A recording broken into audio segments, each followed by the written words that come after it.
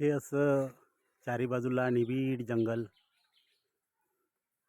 आणि ह्या जंगलातून ही केलेली पायवाट असं सुद्धा वाटणार नाही. त्याच्यातून सगळी लोक चालत आहेत. याचं कारण काय? तर या कोकणातल्या प्रथा सांभाळायच्या आहेत. कोकणात घालून दिलेल्या रूढी सांभाळण्यासाठीच या रस्त्यानं एक नाही म्हटलं तरी बरीचशी लोक, मुलं, माणसं मार्गक्रमण करतायत एका स्थळावर पोचण्यासाठी, एका जागेवर पोचण्यासाठी.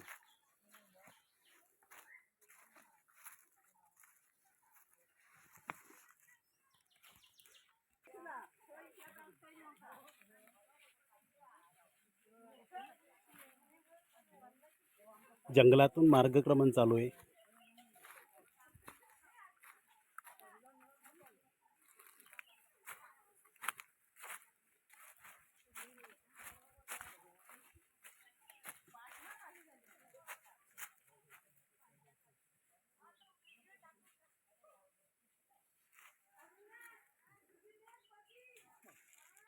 मस्त रे.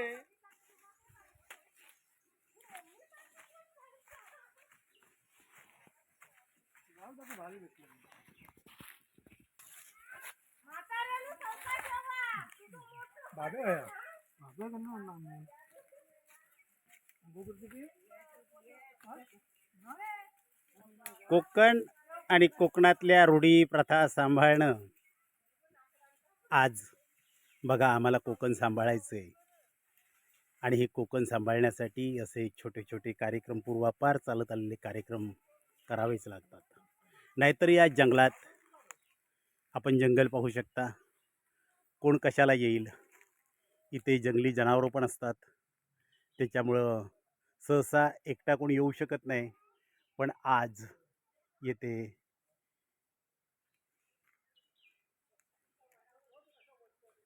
राजापूर तालुक्यातील गाव घराणे शिवणे खुर्द येथील एक गोरले भाऊकी यांचं जेवण आहे. त्याला मागील जेवण म्हणतात आणि ते मागील जेवण करण्यासाठी हे सगळं जंगलातून रस्ता करत, मार्ग तुडवत लोक चाललेली आहेत. लहान मुलं पण आहेत, महिला आहेत, ज्येष्ठ नागरिक आहेत.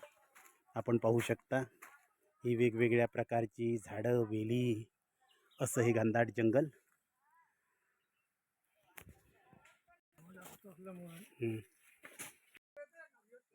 शेकडो वर्षापूर्वी पूर्वजांनी जी जागा आखून दिली होती, ज्या जागेवर मागील राखणदाराचं जेवण केलं जातं, त्या जागेवर आता सर्व लोक पोचली आहेत.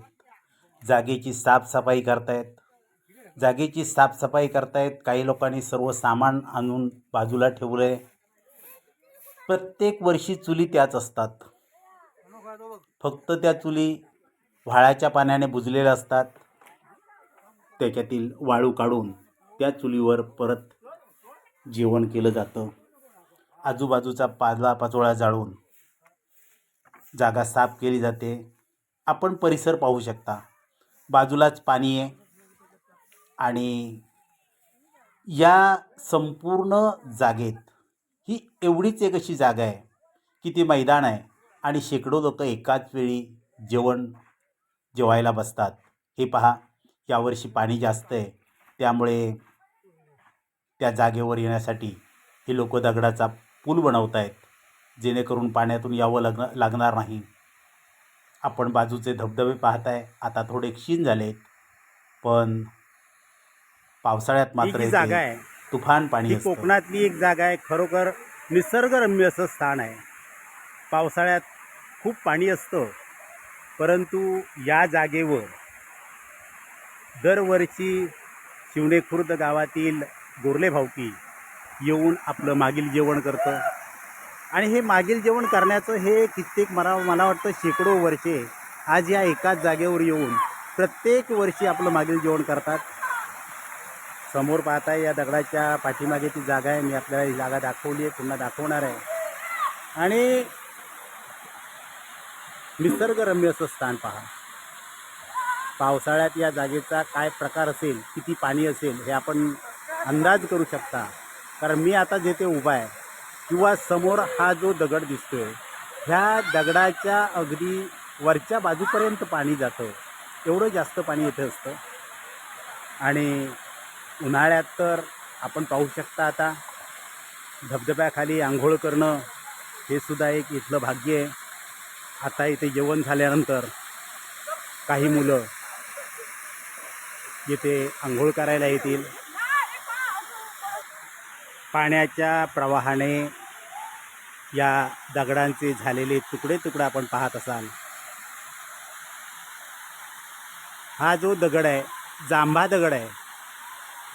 मी जवळजवळ 40 वर्षे येतो या जागेवर येतो, परंतु हा दगड मात्र एकदम स्थिर आहे. त्याच्यावर झाडंसुद्धा वाढलेली आहे. हा फेब्रुवारी महिना आहे. या पाण्याचा बरीच लोक उपयोग करतात. मला वाटतं वर सगळ्यात प्रथम गिरमादेवी कोंड, बारसू, त्याच्यानंतर मला वाटतं इतर काहीमध्ये बागवाले, त्याच्यानंतर शिवणे खुर्द गाव, त्याच्यानंतर देवाचं गोठणं गाव या पाण्याचा उपयोग करतात. परंतु तरीसुद्धा एवढं पाणी आज वाया जातं आहे. या पाण्याचं नियोजन जर काहीतरी झालं तर नक्कीच इकडे तिकडे ज्या विहिरी आहेत किंवा पाण्याचे स्रोत आहेत तिथे हे पाणी आपल्याला मिळू शकतं. काही वर्षानंतर समजा आता या कोकणचं त्या प्रकारे नियोजन केलं नाही, बागा केल्या नाहीत, पाणी मुरवण्याचं पाणी जिरवण्याचे प्रकार जर केले नाहीत तर काही वर्षानंतर नक्कीच पाण्याचा तुटवडा येईल. आजपासून त्याचं नियोजन झालं पाहिजे. जी लोक आज कोकण सोडून जात आहेत, नोकरीसाठी जात आहेत, अशा लोकांमध्ये प्रबोधन झालं पाहिजे. आणि ते प्रबोधन याच्यासाठीच की आजपासून तुम्ही जर काही सुरुवात केली पाणी जिरवण्याची, पाणी अडवण्याची, बागा करण्याची, तर नक्कीच भविष्यात आपल्याला पाण्याचा तुटवडा होणार नाही. आपण नक्कीच पाणी जिरवू शकतो, साठवू शकतो आणि आपलं हे कोकण सुजलाम सुफलाम करू शकतो.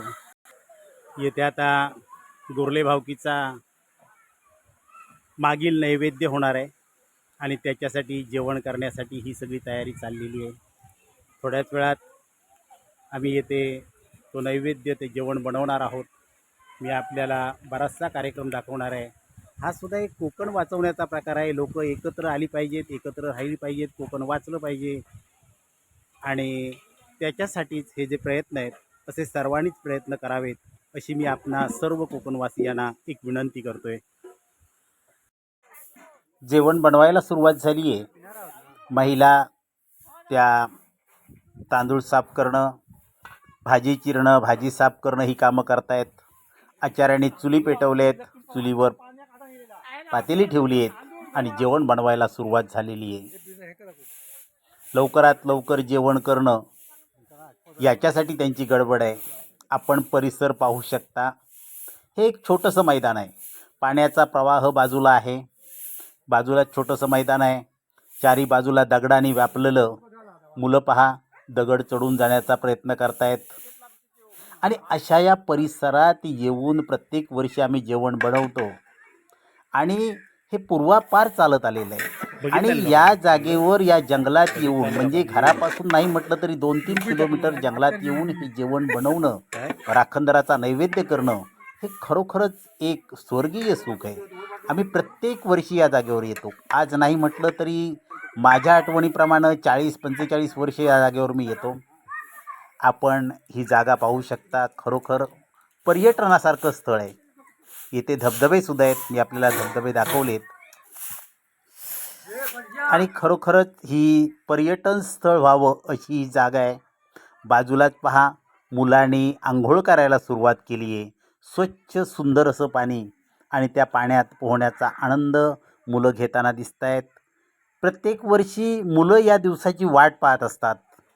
पहा कोकणातली मुलं पोहण्यात खरंच हुशार असतात. त्याचं कारण हेच आहे, कारण जागोजागी असलेलं पाणी पावसाळ्यात आणि उन्हाळ्यातसुद्धा, आणि ती मुलं खरोखर धाडसी असतात. आणि मुलं धाडसी असण्याचं कारणसुद्धा हेच आहे. हे पहा आपण या पाण्यात सूर मारताना मुलांना पाहतो आहोत. आणि अशाच प्रकारे जर तुम्हाला सुद्धा आनंद घ्यायचा असेल तर नक्कीच या जागेवर या. आम्ही तुमचं नक्कीच स्वागत करू. जेवण तयार झालंय, पंक्ती पडल्या आहेत आणि हा शेवटचा आजचा कार्यक्रम आहे. आता हे जेवण झाल्यानंतर पूर्ण घराकडे परतीचा प्रवास होईल. आपण सर्वांनी हा परिसर पाहिलाय. कोकण सुंदर असतं आणि ते कोकण सुंदर आहेच ते वाचवण्यासाठी आपण सर्वांनी जरूर प्रयत्न करा आणि आम्ही ज्याप्रमाणे आनंद घेत आहोत त्याप्रमाणे आनंद घ्या. ही मुलंसुद्धा मोठ्या उत्साहाने या पंक्तीत जेवताना दिसत आहेत. सर्वांनी आज या जेवण बनवण्यासाठी खरंच मेहनत घेतली आहे आणि त्या मेहनतीचा मुळीच कोणाला कंटाळा येत नाही. आता हा कार्यक्रम येथे संपेल आणि मला वाटतं सर्व लोक आतुरतेनं पुढच्या वर्षीची वाट पाहत राहतील. धन्यवाद.